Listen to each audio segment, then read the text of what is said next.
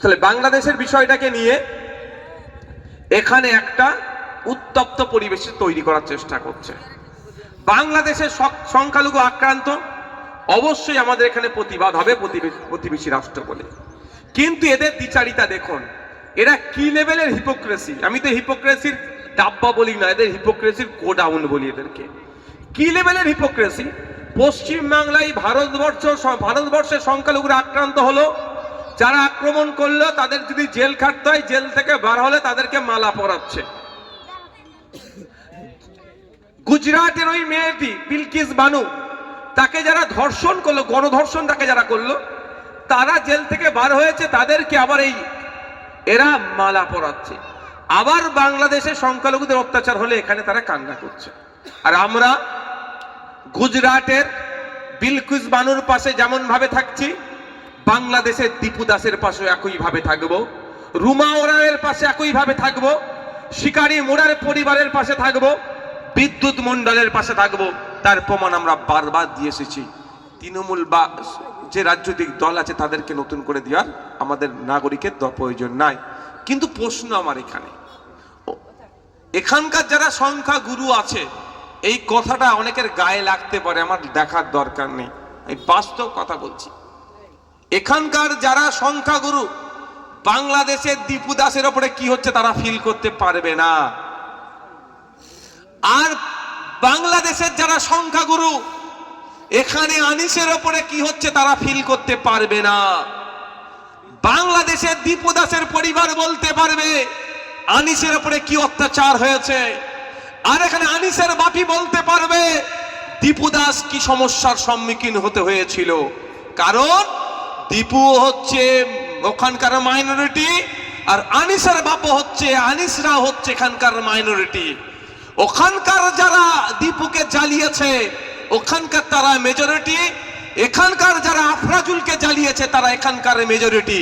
তারা ওইখানকার মেজরিটি এখানকার মাইনরিটির কথা বুঝতে পারবে না, এখানকার মেজরিটি ওখানকার মাইনরিটির কথা বুঝতে পারবে না।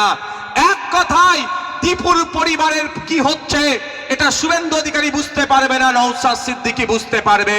আর আনিসের পরিবারের উপরে কি হচ্ছে এটা ওখানকার যারাই আছে, এখন ধরুন নাই যেগুলো চলছে নেতা কেতা এখন বাংলাদেশে নতুন নতুন দেখতে পাচ্ছি, কেতে বলছে নাকি 7 সিস্টার দখল করে নেবে। হ্যাঁ, আইন একবার, বুঝতে পারছো না? বলছে 7 সিস্টার দখল করে নেব। কত শখ, বুঝতে পেরেছে? ওই নেতা কাতাগুলোর কাছে আমার বক্তব্য এটাই, তাহলে আপনি এখানকার সংখ্যালঘুদের দরদ বুঝতে পারবেন না। এরা এই সংখ্যাগুরু করে গুলিয়ে দেওয়ার চেষ্টা করছে। তো আমার এই কথাটা বলার কারণ কি, ভারতবর্ষের খ্রিস্টান সংখ্যালঘু যে সমস্যার সম্মুখীন হলো গত 25 তারিখে, এটা কি বাংলাদেশের মুসলমান সংখ্যাগুরুরা বুঝতে পারবে? কোনোদিন বুঝতে পারবে না, কারণ ওরা সংখ্যাগুরু। আর দীপু দাসের সাথে বা ওখানে সংখ্যাগুরু লঘুদের সাথে কি হচ্ছে এখানকার ভারতবর্ষের সংখ্যাগুরু হিন্দুরা বুঝতে পারবে না। ক্যামেরা রেকর্ড হচ্ছে তো নাকি? আমি দায়িত্ব নিয়ে কথা বলছি, এটা নিয়ে যদি কেউ আমার সাথে ডিবেটে বসতে চায় আমি রাজি আছি। কারণ ওর জ্বালাটা, দীপু দাসের জ্বালাটা এখানকার সংখ্যাগুরু হিন্দুরা বুঝতে পারবে না।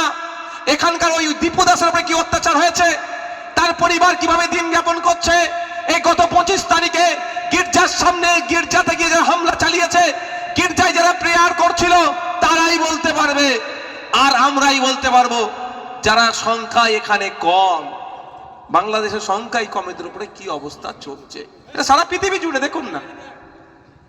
তাই আমি বলার বক্তব্য এটাই যে আমরা কিন্তু কে সংখ্যায় বেশি কে সংখ্যায় কম দেখে প্রতিবাদ করি না, আমরা যার সাথে অন্যায় হয়েছে সেটা বলি। এটা মাথায় থাকবে আপনাদের। দীপু দাসের সাথে যে ঘটনা ঘটেছে কোনোভাবেই কাঙ্ক্ষিত নয়, কাম্য নয়। এটা ইসলাম, যদি ইসলাম ধর্মকে দিয়ে জাস্টিফাই করা হয়, ইসলাম ধর্মের পরিপন্থী। ইসলাম ধর্মে কোনো জায়গায় কাউকে এই ধরনের শাস্তির বিধান দেয়নি। দিয়েছে কেউ? আপনারা জানা থাকলে বলবেন। কাকে পুড়িয়ে মারার বিধান দিয়েছে ইসলাম ধর্মে? আমি ভাই জানি না, আমি ইসলামিক স্কলার না, অল্প জ্ঞান আছে, ধর্মীয় জ্ঞান অল্প আছে, একদম স্বল্প, বেশি নেই। তারপরে বলছি যতটুকু জ্ঞান আছে সেখানে কোনো জায়গার জন্য কোনো মানুষের উপরে এই ধরনের পাশবিক অত্যাচার করে তাকে আগুনে ঝুলিয়ে দাও, আগুনে পুড়িয়ে দেবেন, কোনো জায়গায় আমি পাইনি। তাহলে ইসলাম ধর্ম দিয়েও যদি জাস্টিফাই করা হয়, এটা ইসলাম ধর্মের পরিপন্থী। এবার আসা যাক উড়িষ্যাতে। গত 3-4